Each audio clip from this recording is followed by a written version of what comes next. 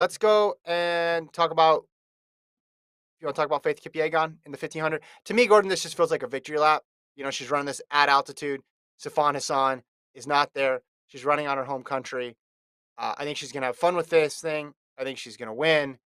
It's probably a great thrill for there to be an international meet in her home country on the track.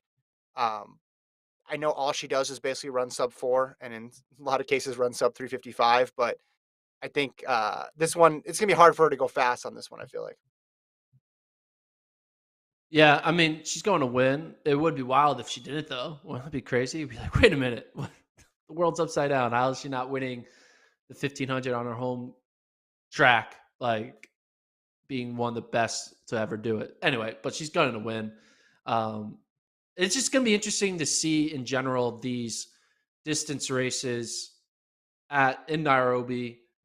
It's hard. Mhm. We don't really see a lot of altitude based championship style racing. I'm like this isn't really championship style racing. It's more like Diamond League style racing.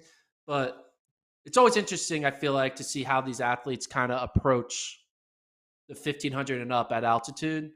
Obviously, the Kenyan athletes are like, "What do you mean? What's unique about this? This is just what we do every year, right?" But when you start putting non-Kenyan athletes on that track with the Kenyan athletes, it's just going to be interesting to see how the non-altitude based runners handle running, 4 flat pace at altitude when we go into the steeple running 8:10 or faster pace at the steeple. Like Mhm.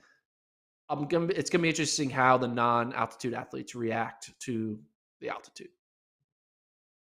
There's been discussion about the World Championships taking place in Kenya in the future. Do you think they would put it at this high of altitude? Because Nairobi would be the pick because they're hosting these continental tours there.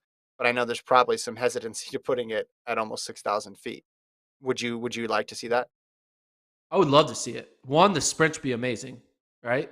Because Yeah, yeah. they'll be quick, so that'll be fun. And two, it would just bring a unique element to like, wait, all right, what does this mean for the 15? What does this mean for the 10? Who's going Mhm. to have the advantage? Who's going to have the disadvantage? Are athletes going to train differently because of it? Like, they just add so many new variables that'll just be exciting to see unfold.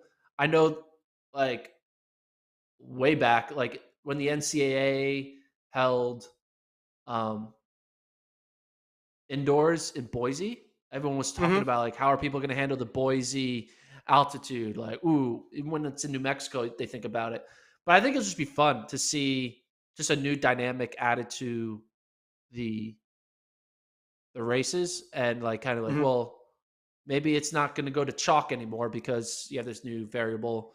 The marathon. Like, how's that going to handle? Like running Yeah. a marathon at altitude? Like, oh my god!